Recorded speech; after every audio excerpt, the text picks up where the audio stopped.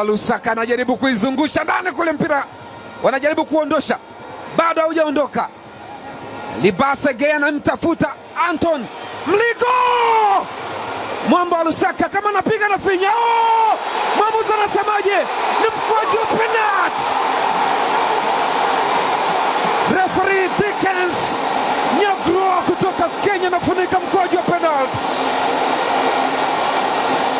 Captain Beka Bakari Mwamnyeto anamfuata Dickens kwamba how is this a penalty? Ambia tulia, akitafakari mpira ambao aliuzima Anton Mligo, akapiga kwa block na Shadrack Kaboka kama anapiga chama, akaifinya, akatema mate chini.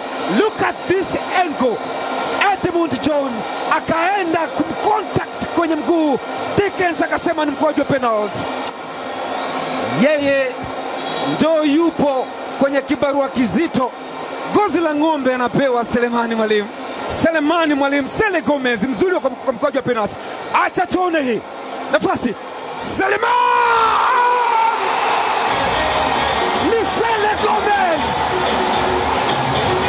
Yanga wametii finally. Selemani Mwalimu Gomez amempoteza Djigui Diarra. Anathibitisha ni kwa nini hii ndo penalty. Tazama, Edmund John alikwenda kupiga mguu wa Clatous Chota Chama. Chama akajirahisisha, akasema anakwenda chini, kaenda akapata jaribio, akaweka mpira kambani. Gomez Selemani Mwalimu, nyota kutoka Wydad Athletic Club, Wydad Casablanca ya Morocco, yupo hapo kwa mkopo, anaandika bao lake la 3.